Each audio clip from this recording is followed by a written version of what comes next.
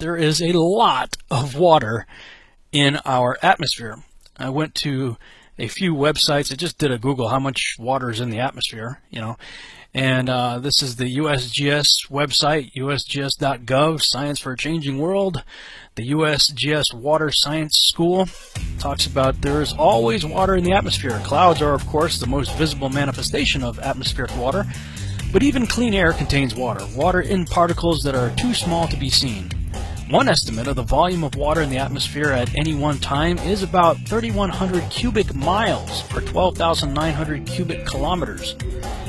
And it goes on to say that if all the water that's in the atmosphere were to rain down at once, it would cover the globe to a depth of about 1 inch. And this is confirmed on a number of websites, but I'll just show you one more just for the sake of argument here.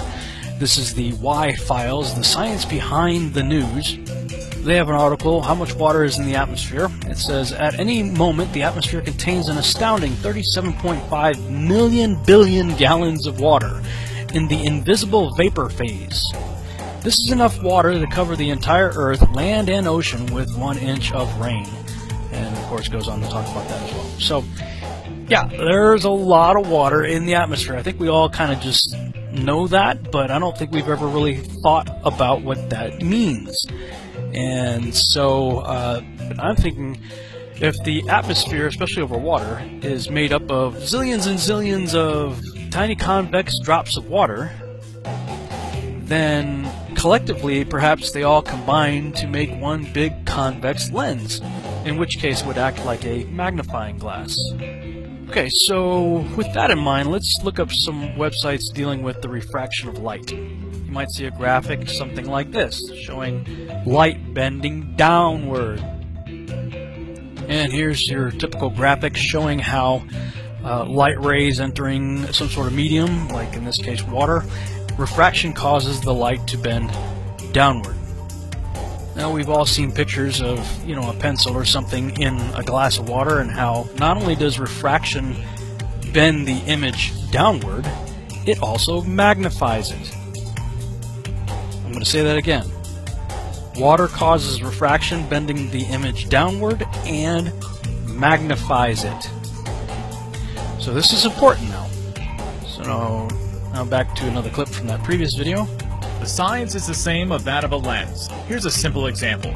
So if you're looking at Chicago here, now you can just see the top of the Sears Tower, and if our simulated temperature inversion moves into place, hopefully now you can see pretty much all of Chicago, see all the lower buildings, including what's at ground level. So the atmosphere really is acting like a lens. Yes.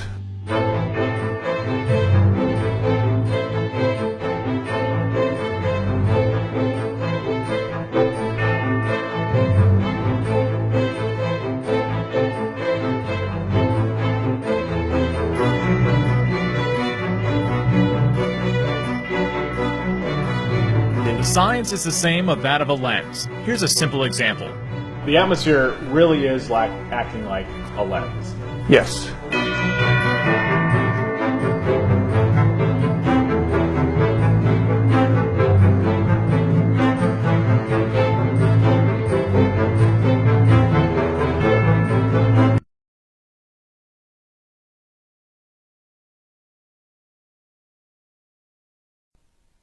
Hey guys, Rob Skiba here with another testingtheglobe.com short video.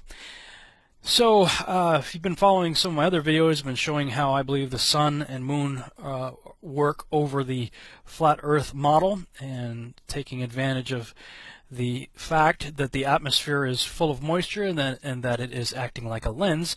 I've done a number of videos, and one of the questions that has come up a number of times actually is, how is it that the clouds can be lit from underneath? Now, in the spinning heliocentric globe model, it's essentially explained that as the Earth is rolling away from the sun, as it's spinning, it rolls such that the sun is at a much lower angle, and because of that angle, the sun is shining up, and the sun rays are hitting the bottom of the clouds.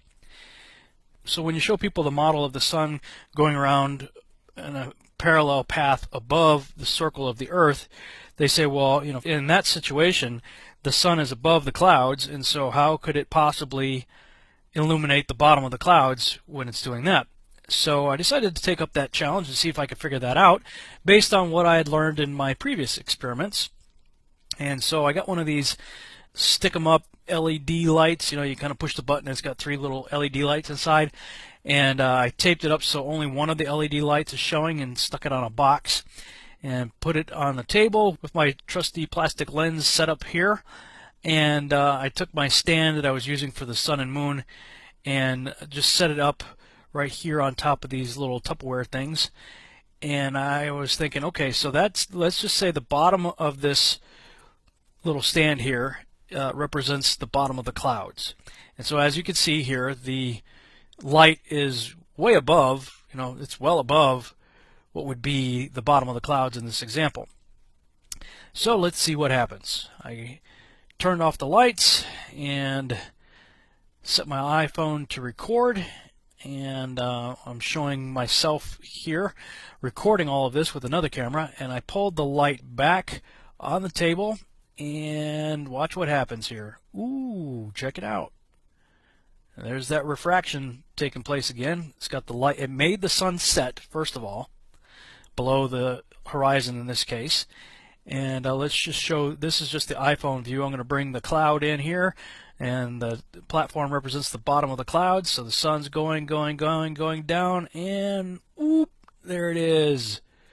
The bottom of the clouds illuminated by a light source that's well above the clouds, moving parallel over a flat surface. So apparently it's possible for the sun to illuminate the bottom of the clouds even on the flat Earth model. Thanks so much for watching. I hope you